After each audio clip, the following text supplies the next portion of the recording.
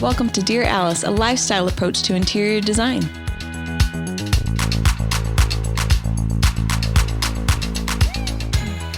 Hello, everyone. Welcome to Dear Alice. Today is part 2 of Design Through the Decades. We've got Suzanne Hall. Hello. Cori Place. Hello. And me, Jess Bennett. We are big, huge design enthusiasts, and we thought it'd be so fun to sit down and take the challenge of taking you guys through the different decades of design. And we got you through the 1940s, and we're sitting here at the 1950s. So we're going to take you through what it was like, the political climate at the time, and then, of course, fashion, and then getting into interiors. And Cori's going to give us a little ditty on sort of where music was at that time, too. This is, I feel like, the turning point for music is the 1950s. I mean, rock and roll was like invented in Cleveland, which is why they have the Rock and Roll Hall of Fame there. Yeah. But like, you know, Chuck Berry, is the one that's given credit for inventing rock and roll. But then there's like Little Richard and obviously Elvis, you know, it's huge. But he was even inspired by so many just like jazz players, right? Yeah, well, in blues, like R&B, rhythm and blues players and stuff like that. So I feel like music is kind of just like watered down versions, like blues. Rhythm and blues is watered down from jazz, and then rock and roll is watered down from rhythm and blues. And it's kind of more just straightforward. And it kind of gets like that actually, you know, up until like, you know, I think the early 2000s. So. Yep. Okay. So let's get into the 1950s. In the 1950s, the future was bright. World War II ended, leaving the United States an economic powerhouse. American wages soared, unemployment fell, and there was money to spend again. And what did many Americans want? Consumer goods, like houses, cars, and furniture. Many also wanted kids, and the baby boom exploded with nearly 37 million children born in the 1950s. That's crazy. Wow. No, the suburbanization of the nation that started in the late 40s accelerated as we built housing developments far from city centers, connected by new superhighways, ranch-style homes, and mid-century modern style reigned supreme. I just love it. 10 points to the 1950s. Yes. Oh, man. Okay, we'll get into fashion. In fashion, we finally see a really clear gender divide. While men and boys' fashion move toward more of a casual day-to-day style, women and girls' fashion prioritize elegance, formality, and the perfectly matched accessories. Couture women's wear saw rapid change, and new designers such as Balenciaga, Givenchy, disrupting the overly feminine silhouette popularized by Christian Dior, while novel prints and colors marked playfulness in fashion for both women and men. So we're seeing pattern along with color and a couple different silhouettes and high fashion, which is really exciting. I think we all have a mental image of what the 1950s look like. We've got Marilyn Monroe here. We've got James Dean, Elvis Presley, Marlon Brando. Just such a handsome characters. Everybody well dressed, poodle skirt type silhouettes, those circle skirts with the pinched waists and little sweaters or twin sets. And it's just this really idyllic time, I think, for fashion and design. Yep. Mm-hmm. So fun. Fun to see some high fashion like start to populate in there. You can start to see like the kind of Chanel suit moments, and you see just like a more modern silhouette too, which is really exciting. But women, we always make it harder on ourselves. Men are just like, we out. And we're like, let's give me those jeans and a t-shirt. And a ripped t-shirt. And put my ashtray on it. Okay. As far as the interiors go, furniture designers, architects, and product designers also began to create work that we now recognize as mid-century modern. Like you said before, this movement looked to combine sleek lines with organic shapes, balancing modernity and naturalism. Bright, happy colors were in every room of the house. Popular hues included turquoise, coral, pale yellow, mint green, and light blue. Pink was also a peak. It's the rainbow, you guys. It's the whole rainbow. I love it. The 1950s, you see pink everywhere in kitchens, bedrooms, but especially in bathrooms. I think we've all walked into that bathroom with all the pink tile, with like the contrasting like dark liners, and you have the pink toilet, and you have the pink tub, and you have the pink. Yeah. That was and there's like a slight dot of salmon in the pink, I feel like. I love it. Yeah. There's just like a nice warmth to it. Okay. You see pink everywhere. especially in bathrooms. The reason why you saw pink everywhere was First Lady Mammy Eisenhower loved pink, and America loved Mammy. Aww. Marmy, sorry.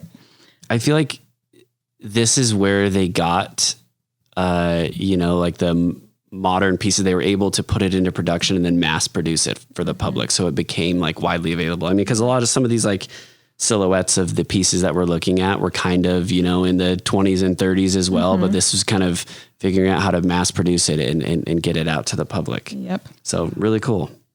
Yeah, I love that. Modernism, now often referenced as mid-century modern, like I said, went mainstream, and the chairs created by Bauhaus designers in pre-World War II Europe made their way into the homes of Middle America. So that also started to get mass-produced. There were Ames chairs of all types made with steel, plastic, and bent wood.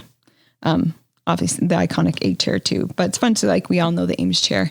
And this is when Charles and Ray Ames introduced that, which is really, People really cool. still love and revere and honor and want their furniture in their homes today. Yep. Yeah, and we would be search so vintage proud. ones all the time. All the time. Yes, very rare to find, but there are reproductions still in production today. So that's Isn't that fun? Like the extensive. generation after a war became such a happy palette. Yeah. So bright. So bright. Well, I mean, it's like you can only live in like dreary for so long. You know what I mean? You have to start creating the life around you that you want. And if, you want to be bright and happy, like you start putting those things in your life, and it kind of, makes you that way. Yeah. I'm a believer in that. Yeah. So You're a product of your environment. yes. Love that. Yep. Let's jump into the 60s. Okay. Here we go again. The 1960s were one of the most tumultuous and divisive decades in world history. But a lot of change happened. I will say that. Okay. The era was marked by the civil rights movement, the Vietnam War, and anti-war protests, political assassinations, and the emerging generation gap. This I thought was super interesting. This generation gap of wanting to be completely different than the generation parents. before. You don't want to think they're that way. You don't want to live that way. You don't want to look that way. In every realm that we're talking about. That sounds like right music. now. Yeah. No, it really, no. My it kids don't want to look like me. Yeah. Oh, in the 1960s, counterculture blossomed. Now teens and kids born after World War II rebelled against tradition. And America was changing thanks to the women's movement, the civil rights movement, the sexual revolution, and the Beatles. Everything from fashion to home decor became more dynamic, graphic, and colorful. There's also a playful aspect we see to the 60s.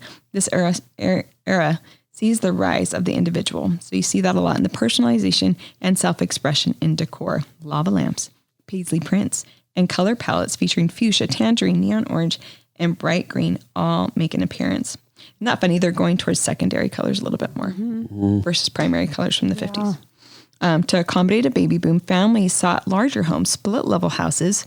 Began to appear in the suburbs, allowing more living space to be packed into a tighter footprint. By the end of the decade, the average house size creeps up to 1,500 square feet. Oh my gosh. Living large. Large. Oh, that's so crazy. That's amazing. Yeah. Really acidic colors, I have to say. Yeah. Have like vibrancy and Probably just like, damn the man, like really sticking it to them. A generation gap. Yes. And the hair. Oh, they haven't really talked much about the hair of the 50s know. and 60s, but it's like the best. Okay. 1960s fashion became progressively more casual across all genders and ages. Women's wear followed three broad trends: a continuation of the previous decade's ladylike elegance, the youthful styles of Mary Quaint and the space age influence, and the late 1960s hippie style, which is, in quotes, hippie style. Menswear saw an increasing amount of color, pattern, military influence. I love military influence on men. And the new fashion icons in the form of rock stars. Children saw less change, but also became more casual and bright in their color and pattern. So freaking fun. This is just so fun to look at. The go-go boots, like the tall boots up to the knee, and the short hemlines, and Charlie's Angels. Yeah, and like, I know you still in these pictures, we still see some waistlines, but a lot of them just become kind of like the straight dresses. shift dress. Yeah. Which is really, really fun. Our hem is moving up. We're not as short as we were because we're just... Look at the men. They just look like fashion plates. I know. Yeah. They're the cutest. They're like a turtleneck with a suit. You know? In bright yellow with some brown cords probably. You know? But I can totally see the Beatles in all of this. Oh, yeah. Influence. Yeah, totally. Yeah. And the color blocking. I think that was something. English invasion, you know. Exactly. I think across the pond became really, really huge. The big glasses, those 1960s style glasses and the hats. I totally would have worn the hats. I'm like, I feel like we pull these in, like as far as the color blocking and things. I'm looking at Audrey Hepburn at the bottom with the white glasses. Like it's a total color block of just like these monochromatic, bright, happy colors. Audrey Hepburn. We would 100% use that in interior today. You just know exactly what's happening when you say Audrey Hepburn in the 1960s. That's so fun. What was happening in interiors, Sue? Well, let me tell you. There was a playful aspect to the 1960s, as we learned from the fashion. The era sees the rise of the individual. So you see a lot of personalization, furniture made of lucite, fiberglass, and colored plastics. Inspired the Panton chair, and the ball chair was mass produced. So you're seeing again more of this mass production, affordable and intended to be tossed out as soon as it was no longer fashionable. That's really responsible, guys. Designers also used wood, metals, and glass to produce sleek, lightweight pieces like coffee tables and bureaus with simple shapes and tapered legs. The materials designers were using to make mainstream furniture were much more innovative. But America's continuing economic prosperity drove taste too. Matching furniture, this I thought was interesting. Matching furniture is big in the 60s because it was a status symbol to show you can afford to buy an entire room full of furniture at one time. Oh my gosh. This is not a yard sale, guys. I love it. It's crazy to see like that lifestyle with that like little like I can remember we had a vendor, it was called like Modway or something like that forever ago. So like that dining table and chairs. It just like reminds me of the Jetsons or something like that. Totally. The total tulip chair. How about the sectional? It looks like this was like the birth of the sectional. There's a sectional in every room. It's amazing. Because the hippies and counterculture rose in opposition to the Vietnam War, influencing interior design. Graphic floral patterns inspired by the peace movement's flower power theme appeared on wallpaper, upholstery, rugs, and curtains. Vibrant colors and patterns influenced by Morocco and India showed up on accessories influenced by the Beatles' White Album era. However, all that groovy peace and love stemmed from something less than sunny. Anxiety about the Cold War and the Vietnam War inspires longing for nature and the outdoors. You want to hear a funny story? So Always. My great grandma, who I was really close to, she died probably 6 years ago and she was 90. And when it was my grandpa's mom, and when my grandpa met my grandma, he brought her over, to like introduce them. And my grandma was meeting my great grandma, and she, asked what she was into. And she's like, "Oh, I'm really into the Beatles." This was in, the early 60s. And my great grandma was like, "Oh, they're a fad. They're going to be gone in a couple of years." I was like, "Oh, good take, great grandma." They've literally they've literally influenced everything for the last 80 years. I think they'll like the Beatles. Yeah. Also 6 like years. Morally too, the Beatles were just like girls were behaving differently than ever before, right? Yeah. Obviously same as Elvis, but we were seeing women just like lose their minds, throw their underwear at the stage or whatever. You know what I mean? Yeah. So I could see how the older generation was just like, just hold on to your panties, ladies, and act like women. You know what I mean? Sit down and cross your legs. Everything's going to be okay. Such a generation gap. Right? Yeah. So I can see how that would have been just like really disruptive. We'll have to all ask our parents about these things tonight. I'm sure your mom had opinions about the Beatles. Yeah. I mean, it's crazy that the artwork for their White Album, that influenced interiors and fashion. That's so crazy. Yep. Because that's what they were staring at. And that's what they were listening to. And that was the soundtrack, right? Yeah. I mean, name a band that's done that since. Yeah. I'm like, maybe I mean, not even to that level, but like maybe Nirvana. But Nirvana pulled everything from I think the that Beatles. And I still think that the Beatles probably reached a broader audience. Yes, absolutely. At that time, probably just due to the number of bands that were putting out music. Yep. Versus when Nirvana was. Anyway. Yep, exactly. But the interiors are bright. They're happy. And they're psychedelic. They're that's where like modern. psychedelic started. It looks like there's a film over each photo that's turning at those colors. Isn't it crazy? It is. It's so fun. And it really is just like it's Palm Springs. Yeah. Every day in Palm Springs. Well, it's the best. Oh my gosh, it's Austin Powers. Austin Powers, that's exactly. it. Yeah. Shagadelic, yeah. It's Shagadelic. Okay, the 1970s. Guys, this is when I was born. Welcome. You have to share your insight. Okay. Again, another tumultuous decade. In some ways, the decade was a continuation of the 60s. Women, African Americans, Native Americans, gays and lesbians, and other marginalized people continued their fight for equality, and many Americans joined the protest against the ongoing war in Vietnam. In other ways, however, the decade was of the 1960s, a new right mobilization defense, a political conservatism, I'm like losing my words, and traditional family roles. That's interesting. And the behavior of President Richard Nixon undermined many people's faith in the good intentions of federal government. By the end of the decade, these divisions and disappointments had set a tone for public life that many would argue is still with us today. I was just going to say a lot of that stuff is just very present Like a in taste of distrust. Yeah. And then like it's hard to I don't trust feel again. like they've seen a generation quite like this where all the people finally felt like they had rights in the uproar and the women took off their bras and they're like marching through the streets in protest. I don't remember a time in history where there was protest and marching and all the people were angry against their leaders. And I mean, I wasn't there for any of this, but it really does seem like such a different time and feeling between the 50s and 60s. And obviously everything before that was really beautiful and women were put together. And for the first time, women are like behaving badly. And you know what I mean? Everybody is kind of, right? No, it's freestyle. For sure.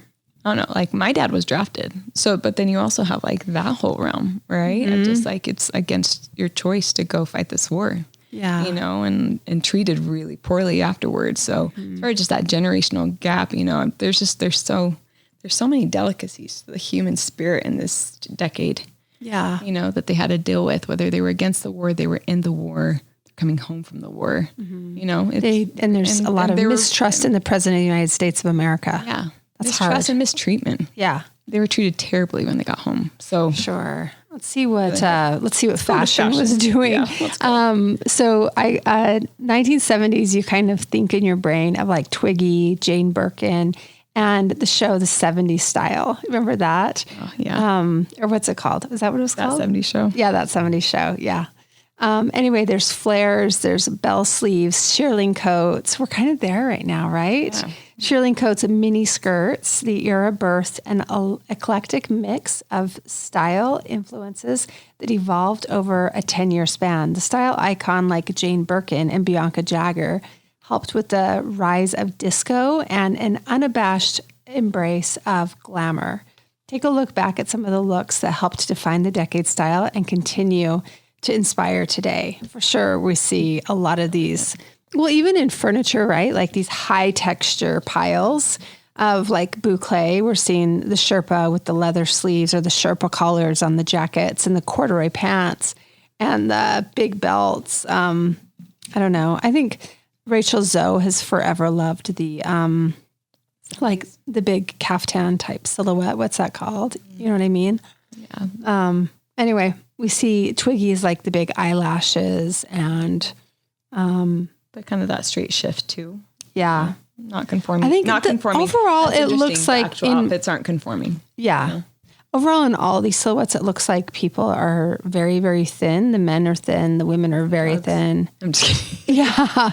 Legit. But there was more drug, like as far as just like experimentation. yeah, It was 100%. actually drugs, alcohol, you know, just like it was just more readily available. And It's the like a crowd that free you- for all. Yeah. Oh, it's spring It break looks like decade. the women, like Jackie O is a beautiful example of 70s where she's wearing the white pants and the white jacket and the huge sunglasses are still a thing.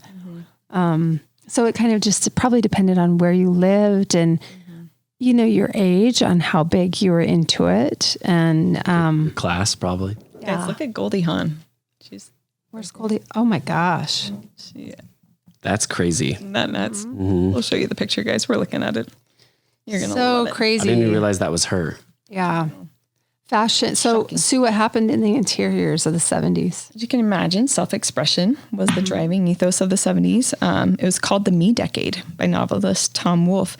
It was a time of shag carpet, house plants, wicker furniture, and avocado green appliances. This inward turn was in part a reaction to bad news. An energy crisis had Americans waiting in line for gasoline. Inflation soared. We lost the Vietnam War, and Ohio's Cuyahoga River was so polluted it caught fire in 1969. The environmentalism movement was born with the first Earth Day in 1970s. These events had a profound effect on interior design. People start bringing in indoor plants and going for earth tones to feel one with nature. I mean, it feels like just even like the color palette just feels like a shift, Totally. like a, from the 60s. It's just like, hey, let's mute things down a little bit. Without the saturation and just put on a neutral filter. I remember I feel like my mom said you could get appliances in harvest gold or avocado green. That was the palette. Could you imagine? That's crazy. If you had to choose a stove right now. Yeah. Or a washer and dryer. That is insane.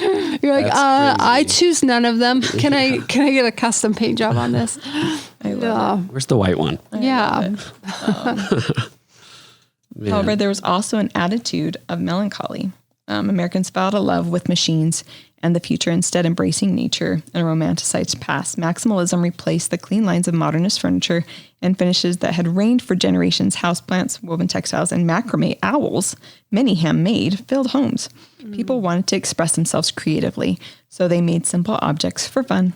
We were nostalgic for days when we made items ourselves instead of buying everything off an assembly line. My mom, Polly Lukinkay, I know you're listening to me right now. My mom and RL made their furniture, like sewed their cushions from this. It's like a wide well corduroy of maroon and mustard velvet striped were their cushions, like tufted with one button. And then they made the frame, stained it. They did the tufting themselves? I'm guessing, Mom, did you do that with your bare hands? That's so crazy. Way impressive. And then also I was looking at a picture of me when I was born in 1975. So I don't remember any of this. I started in kindergarten in 1980. But anyway, I remember looking at this picture of me when I was a little kid, and it was like they had one of these huge spools that like you would put big cable on for the city. So pretty big. And they had that in the corner with a tube TV sitting on it. So it was like they found something. You know what I mean? Yeah, they made the furniture. They made our clothes. They macrameed like crazy. Yeah, they were making stuff. Yeah, they were creative, and they were like a good team, and they made stuff together, Yeah. That's really cool. Sounds like fun. Sounds crafty. It does. It does. Yeah. It's like time. Was your dad like going through school at the time too? You guys, the frame, and then it had lashed rope across the frame, like these eyelets. Is that what you call them? The screw things that go in? The little hook, or like the little eyes. Yeah. And then they lashed the rope back and forth. Scratchy rope. They did this themselves. That was like with their bare hands. Those like the sinuous coil. Yeah. Well, not really. Yeah. But my dad's dad was a builder. And so my dad had like a lot of common sense and knowledge of how to build things. Mm-hmm. And Mom is really, really creative and crafty. And her mom used to sew drapes for everybody. And so she's a great seamstress, but she just had, sewing machine, just residential style. Nothing made for probably sewing thick velvets. So she did it anyway. I need to find out more about this. Yeah. But yeah, I mean, a good conversation. I don't know how, of course they're young, right? My dad still needs to go through he's probably in medical school right now. We're like living in Oregon. It's going through optometry school. Is that where you were born? Is it Oregon? Uh-huh. Oh, yeah. I didn't know that. Yeah. And anyway, just making a household full of furniture, probably growing a garden, canning food. You know what I mean? Yeah. They were really scrappy, industrial, and just scrappy. And super if you can't make it yourself, then you shouldn't have it. There was no YouTube back then either. It was just like it came from here. I'm just like, you just had a kind of freestyle. That's wild. It did feel like a freestyle when you see the pictures. Yeah, at least Polly. Yeah. Yep. No offense though, Mom. I mean, I'm sure when your friends came over, they were like, "Oh my gosh, can you do that for me?" Yeah, absolutely. Yeah. Can you make me a sofa? After I pick up the kids. Yep. Anyway, the macrame owl, we can all picture it. In 100%. Fact, when you go into the Parker at Palm Springs, there's a massive macrame 2-story owl. hanging on the wall behind the check-in desk. And it's just like cheeky. iconic. It's amazing. Very Jonathan Adler. If you guys love Jonathan Adler, You'll love the Parker. that is the look when he grew up, and he's obsessed with the era. And it's so fun to hear him talk about in the 1970s. Such a good skill. I'm looking at really these does. pictures though, like the straight stacked little tile in like the colors, like the yellow, like we do that now. You're seeing like the big trees inside. You're seeing there's a lot of things that we're pulling from this decade of We love design. a tree inside. We love a tree inside, Yeah, and we it do. does just let the shoulders down a little bit, right? It eases you from all the other things, but you're seeing a lot of checks, a lot of organization amidst the organic. Don't you feel like lines. the handmade bit also feels a little bit like, oh yeah, it's just like going shopping in Anthropology today. Do you know what I mean? There's that handmade element that people want that feels global. artistry, right? Yeah, totally. It's very 70s. It feels made for you. That's what it. Yep. Yes, Yeah. made for you. I love it. Yes. It's like that they called it the me decade. It's the me decade. There we go. I gotta Focus express on me. myself. Yep, Yeah. exactly. Oh, it's so 1970s. fun. There you go. Let's get into the 80s. Yeah. This is my decade right Here here. we go. Mine too. When were you guys born? I'm 83. 87. Okay. Nice. Yeah. I mean, I do remember the 80s though. My I'm mom. sorry you didn't get to be like a full-grown kid in school in the 80s. I know. Yeah. And Michael Jackson was like doing a thing. You know what I mean? My mom was 20 when she had me, and and she was like a single mom for a little bit. So it was like me and her, and I mean, she like was still growing up herself. It's crazy. So I remember being like 2 and 3. So it was like 90, but I remember like seeing Madonna on MTV and like Michael Jackson, and I was like mesmerized by it. And, it was like very influential on me, like growing up. Like I still listen to Madonna. Like, Yeah. And MTV too. I loved MTV, like because Me I had too. I had 4 older brothers and sisters that were all teenagers. Because again, I was a surprise baby, and so just like that was the birth of MTV. Yep. like in the 80s, and so that's all I'd watch. I'd watch MTV and VH1, and That's amazing. My mom, I don't video think and all the things. mom would let us watch MTV because it was quote unquote nasty. yeah, my I mom the was a last kid child. herself. She was So just done. She was just like, busy. Mom was busy. Yep, exactly. Yeah. Watch TV. Thanks, Grandma Judy. Watch, grandma. watch TV. Go learn some stuff. Come back to me when you're done. But during the 1980s, conservative politics and Reaganomics held sway as the Berlin Wall crumbled. I think didn't the wall crumble? I think in 1989. 86 or was it 80? Yeah, it might It was have in been the late 89. 80s. Yeah. New computer technologies emerged in blockbuster movies, and MTV reshaped pop culture. The computer is named Time Magazine's Man of the Year. Isn't that crazy? Like, That's awesome. That's fun fact. and Lady Di, and I just put this in there because I'm just like, this is very pertinent to like everybody's watching. Yeah. The Crown, or not The Crown, but yeah. Yep. Lady Diana, Spencer, and Charles, the Prince of Wales, are married.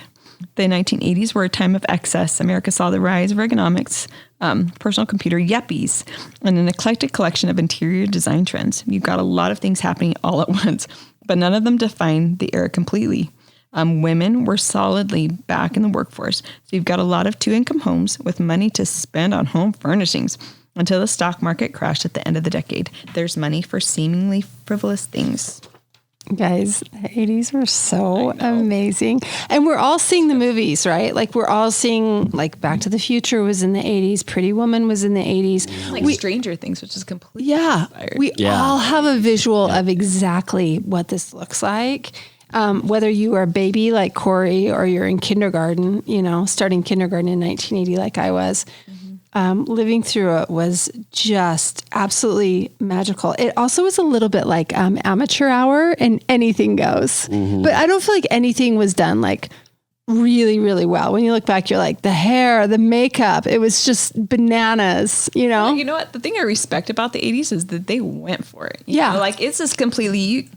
There's not a whole lot in the 80s that I can attribute. Maybe you can head up the music thing, but there's not a lot in the 80s that I can attribute to the previous generation. Well, I think they were, even in music, it was kind of just like a grab bag, and you're kind of like, let's just throw everything at the wall and see what sticks type of thing. And that's, because that was like, there were electronic instruments invented in the 70s, but that's really when it was kind of like people were experimenting with that. And they're like, oh, let's see what this sound makes. And just like, let's just throw it in there, And it's like, I listen to mixes, like, songs from the 80s, and I'm like, why the heck were they doing that? Like it doesn't make it's just any amateur sense. hour. Exactly. Yeah. Why not? Why Corey? not? The Exactly right. boy bands, New Kids on the Block, all the things. It's just like, anybody can be famous if they just put themselves. Madonna was super provocative, caught everybody's attention. Yep. Michael Jackson was something like nobody had ever seen before. Yeah. It was. Did you guys get together like when there would be a premiere video, and like our whole family would gather around and we'd watch the premiere video? I lie. Like I remember that. Like my mom was like so into it, and so therefore like I was too. We'd and watch like we ordered pizza. We'd all gather around the tube and we'd watch the premiere of, and I remember them like But premiere what? Of those music videos. because they would have music videos like it was like on a Friday or something like that, and like this is like the world premiere of this video on MTV, and like you would just sit and like amazing. It's crazy. That's amazing. Do you remember the time? That was a little bit late. Like, remember the time. That was the time. Anyways, the Egyptian like whole and, like, set. Everything was gold and like I completely remember that night of watching that video. That's so fun that they got to like create a music video with the rise of their song. So you had a visual to go with the audio. And there was like these generations that don't know that. Yeah, and there was suspense so behind rad. it. You were like, I gotta. We'd all like, get in see line this. and buy the tape, the cassette tape. Yeah, I mean, there's everything's so immediate now. You just like it's in your face. Do you guys remember like Music Plus? Did they have Music Plus in Utah? I don't know. I never heard of that. Or just like I don't know, just wherever you would get your records or your tapes or CDs or things like. Yeah. Anyway. I went to Tower. I went to Tower Records. That was your place. Yeah. I went to Radio Shack. Okay. Yeah. That's what they had in the Richfield. Nice. They had a Radio Shack in Richfield? Yeah, we did. That's amazing. Yeah. It was locally owned. Get your batteries. Okay. Yeah, your Walkman. Mm-hmm. Oh yeah, the Walkman. Yeah. Make your mixtapes. I did. Guys, remember you'd have to like wait for the song to come on the radio. You'd listen to the radio. You'd miss like the first 3 seconds of because every they'd be song. talking over the top. You're like, don't talk. Yeah. I'm trying to make a love note to my boy. Mixtape. Your voice in there. I'm going to rewind and record over. It's going to be a really weird transition. Oh, it's amazing. Yeah. It's so fun though, because like the stickers and stuff that I'm putting on like Nolan's water bottles and like patches and stuff are tape cassettes. Or like, do you know what I mean? Just like they're all just like it all just comes back. Yeah, it's fun for the moms and dads. I know exactly. Yeah. Our children, they're our toys. I love it. Okay. 80s fashion. If you grew up in the 80s, you know the 80s was big, bright, loud. You might have worn some of the neon clothes, very large tops, off the shoulder, bra strap showing, and a large hair situation. The chances are that you would have felt good about it too. The 80s was really a golden age for music and movies. And along with all that, the iconic looks that we now know today as 80s fashion. Celebrities like Madonna, Michael Jackson, Molly Ringwald, Cyndi Lauper heavily influenced the masses when it came to what we wore. And even though it has been decades since the 80s, we still look fondly back at that crazy and cool fashion trends of the time. So yeah, it's just the best.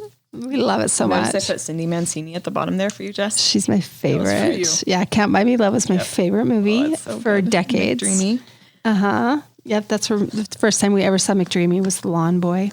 You also see like hip hop. You see like Run DMC. You're seeing Salt and Pepper. You're seeing just like a whole another like I don't know popularized like realm of music and opinions and like I think in just a completely new way than you saw in the 70s. I mean, yeah, like hip hop was Jimi Hendrix. That was invented. A different thing. Yeah. I mean, hip hop really happened totally in different. the 80s. And people didn't when hip hop was like invented. People didn't even recognize it as music. It was like more of like it was like poetry. And people are like, what are they doing? And there's a guy named Rick Rubin actually who started.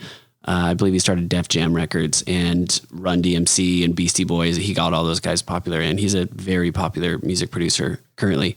But yeah, it's crazy just to hear him talk about like that whole movement and obviously how it influenced style. I mean, forever. Like Adidas was a thing because of like hip hop. Yep. You know, and that's still like 100%. That's crazy. Yeah, it's insane.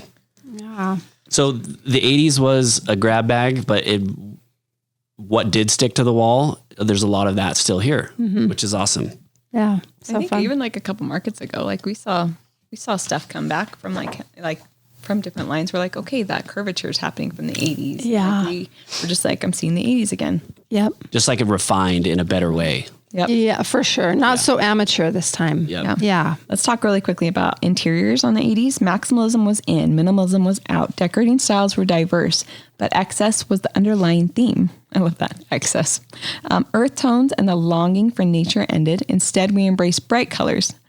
Everything completely unnatural. I think that's kind of funny, including soft pastels inspired by Miami Vice and the primary colors of Memphis design. Houseplants were replaced with silk floral arrangements that would never die, and overstuffed sofas covered in a floral chintz, an effect of the English cottage style made popular by Laura Ashley. Houses got larger, with the average reaching 2,000 square feet by the end of the decade. Floor plans included the first open kitchens designed for family living, merging dinings and family rooms with a cooking area. Kids could do homework at the counter while parents cooked, watched designing women, and chatted with a friend or two.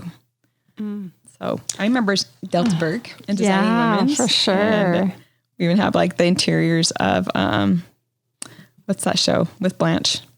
Golden Girls. Thank you. Yeah. Golden Girls and the palm wallpaper and the pink shirt. And anyway, you did see, just a lot of pastels. You saw, it's again, a grab bag. It's like 100% a grab bag. Also, I feel like women looked a lot older because it was amazing to look mature. You know what I mean? Like the women in Golden Girls are our age. They're in their 40s and they have gray hair. Like they must not have colored their hair. And the clothing was mature. So they used conditioner. They wore shoulder pads, which also added kind of a bulk and a maturity to the clothes. And then like what do you call them? Gathered sleeves, the puffy sleeves and all of that. So it was like, I don't think very age flattering, if I'm being honest. And it was cool even for, my sister and I who were younger, people would be like, I cannot believe you're 14. You look like you're 18. I'd be like, thank you. Yeah. You know what I mean? Totally. Like you wanted to look older. It's really strange. Yeah. It's funny. It's amazing. It's like the exact opposite right now. Thank you. You're right about me looking older.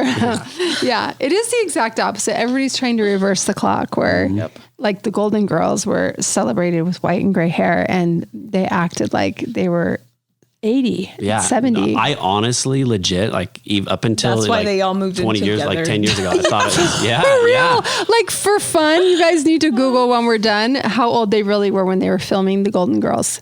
You guys will be, I promise you, the same age or young or like older than them. Yeah, I thought they were crazy. Like 70 years old. I know. And as we enter the 90s, when we get into Father of the Bride era, because that was in the 90s, right? Have you seen that meme too with like Steve Martin and Diane Keaton? He's looked the same. And they're 45 in that movie. Outrageous. And everyone's just like, everybody's like freaking out that these people is what a 45 used to look like. Yeah. Because it is not that way so anymore. in style to be older. Yeah. Also, just like mature. if you think about Seinfeld, is Seinfeld 80s or 90s? 90s. Okay. Let's get into the 90s. I guess like 89 is when it started, I think. Yeah. But But it lived well on. Yes. So. Yeah. Okay, 1990s, known as the post-Cold War decade. The 1990s are often culturally defined as the period from revolutions of 1989 that marked the end of the Cold War until the global war on terror, which included the September 11th attacks in the early 2000s, the war in Afghanistan, and the Iraq War. So this is interesting. This is like this little pocket time. Again, kind of like a moment of peace between two major wars. The 1990s is often remembered as a decade of relative peace and prosperity. The Soviet Union fell, ending the decades-long Cold War, and the rise of the internet ushered in a new radical era of communication, business, and entertainment. Guys, that is like What an exciting like moment, like that just all that was spinning. Yeah. While little Suzanne was in junior high and high school. Oh my gosh. In fashion, as the 20th century came to a close, fashion reaches its most casual. Both men and women adopted grunge fashion in its early part of the decade. Of loose, oversized clothing and jeans became staples. As the decades progressed, women's fashion became more streamlined as minimalism became de rigueur, while children's clothing was featured as popular Disney channels. So they're wearing like Disney merch and probably graphic tees and marketing was at a high, I'm sure. For sure. Yeah. We're seeing like crop tops on the Spice Girls and that sort of thing. Clueless, yeah.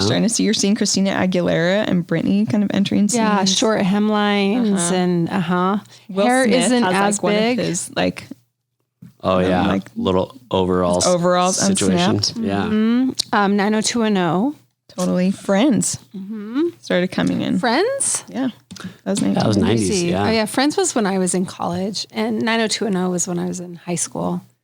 Yeah. But that short mini plaid skirt, back to the plaids that Polly hated, like Liv Tyler wore Totally. in Empire Records, and Clueless obviously had those plaid sets. Yep. And then Nirvana obviously was just, he passed They away were in like the grunge 94, place. Yeah. Yeah. which obviously early 90s, but like that was a big, I think, revolt against this, like probably the super, Yeah. Like the synthesizer produced, right? You were Yeah. The saying? super like polished, like music was like, it was kind of just a, like a reaction to that. It was like, let's just like, take all this like polished production away and just like be who we are, and just distorted guitars. Honestly, if you like break down Nirvana songs, like their chord progressions and stuff like that, it's Beatles music that's just played like really heavy. It's like the same chords, a little bit more minor.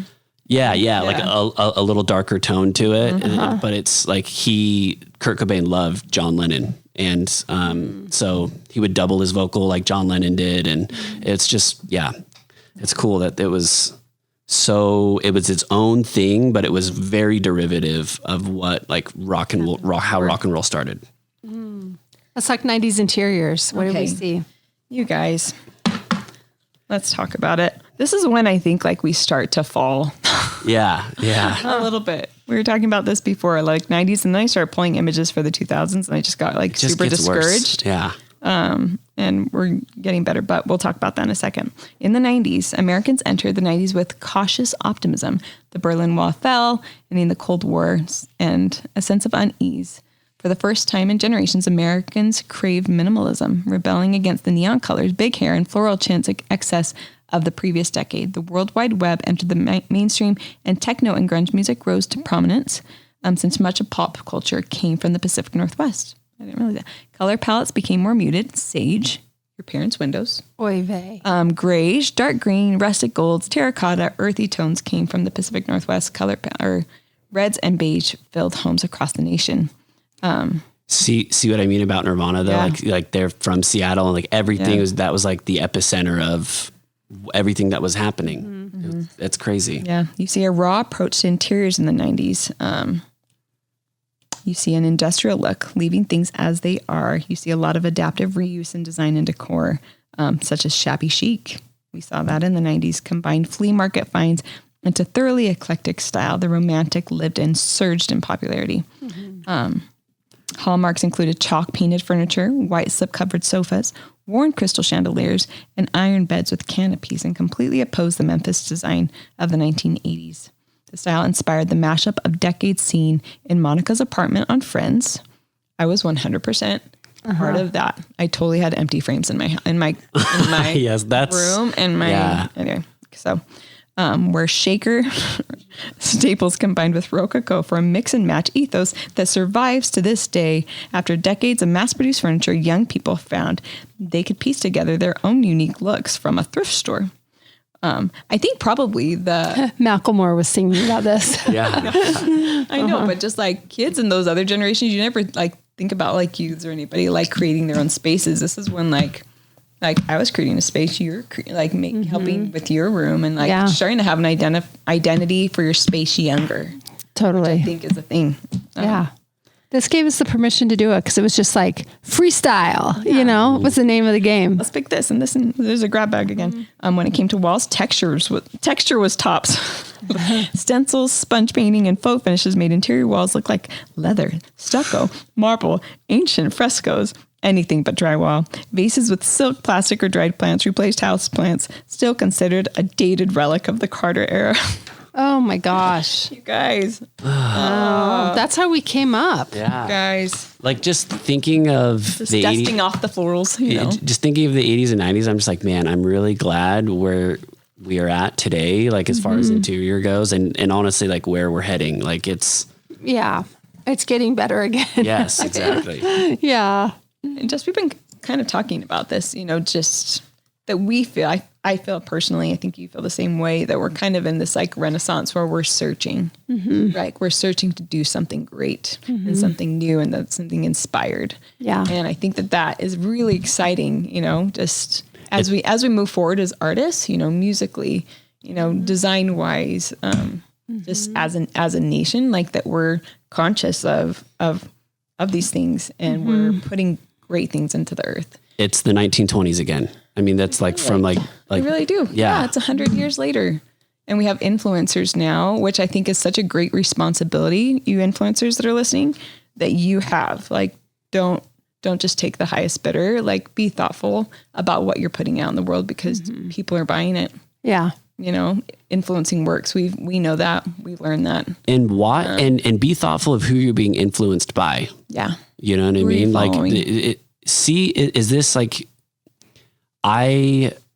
I've fallen victim to like, you know, something that's been packaged for the mass that I'm like, oh, that's cool. And it doesn't ever connect with you, but you're like, oh, it's like, everyone has it. So like, I might as well too, type of thing. But the algorithm fed me. Yeah, exactly. You know, what's interesting? We were just watching the masterclass, Frank Gehry, and Frank Gehry just barely ended his class on Monday when we were watching it as a design team.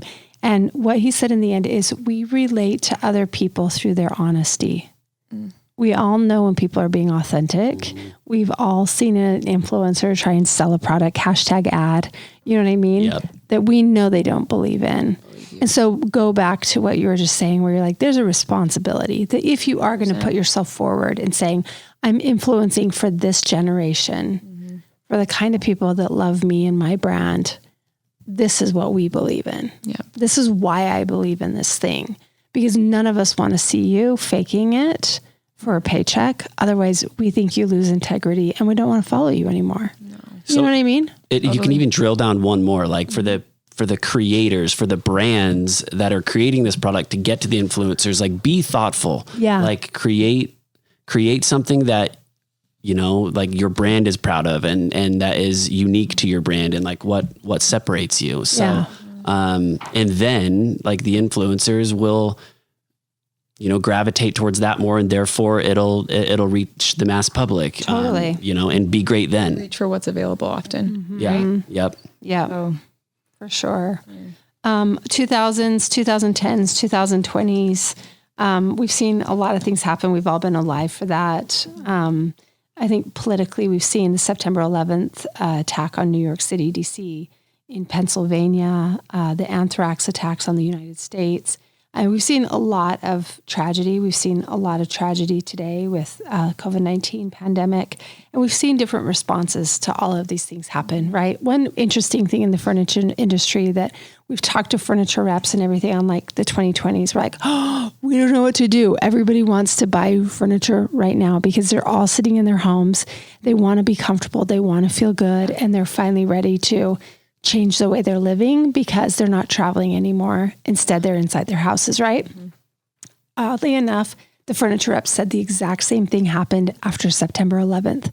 They couldn't make furniture fast enough. They couldn't get materials fast enough because people wanted to be home and they wanted to feel safe, and they didn't feel safe traveling on the airlines anymore, which is really interesting. So, everything is in response to something else that's happened.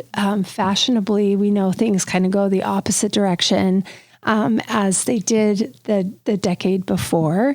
Different things influence different things. Pop culture is a major piece now that we all have TVs, we all have phones, right? Yeah. So like there's lack of invention though, because we're seeing so much stuff and just being influenced. I mean, I don't feel it as much, but I think it's because we're in creation. Do you know what I mean? Yeah. And so we have the opportunity to create, whether we're building homes and using new materials or trying new things. I'm not saying that laminated wood floors or wood floors that look like tile are great inventions, but do you know what I mean? Yeah. People kind of adapt for that. And I think there's a great responsibility for those of us that are creating. We're creating for other people, whether it be their homes, and getting a really, really honest read on who they are, how they want to live, what's shaped to them, their circumstances, and honestly, how do they want to live in their life the most comfortable way they can. And then we create the story for that. Yep. And we back it up with materials and lifestyle and rooms that support the things that they need to have happen in their lives. So there's great responsibility, there's great honesty, and we always say great intimacy that comes with trying to create something really, really great. Mm-hmm. And we've seen things that haven't been done great before, and aren't as honest, but they're just like everybody's, best try at this brand new trend. And then we also see, Sue, you were making the comment before we started recording that there's really no such thing as people timeless. Always ask what is timeless? What can you create something that will not go out of style? And you really can. Like there might be elements that you'll say, I still enjoy that. So I think the personalization of what you're drawn to and just like creating something for you and being super discerning and super thoughtful about the choices that you're making, whether it be the clothes you're putting on your body, what you're putting on your walls, how you're building your house. Like do your research. I think so many people, unfortunately, we just like lean on the construction schedule for the developer that's making a buck, putting all these homes up, but he's not being thoughtful about you or your stories. Nobody's passionate about it. And at the end of the day, we're storytellers. All these people throughout all these decades, these artists, they're storytellers, be it design, fashion, music. They're telling the story of what's happening in that day in their lives. And that's what's so beautiful. And therefore that it's a timestamp for that story. So yeah, just like you were saying, be really thoughtful and respectful for what you're doing, to kind of, put your story out there. Yeah. I think like you said, it's honest, and I think people can feel that. For sure. Guys, thanks so much for listening today through Design Through the Decades. It's been really fun to research this and understand where we came from and where we're going and how we got here, and just kind of what's influencing us. Hope you guys have a great day, and we're going to catch you next time.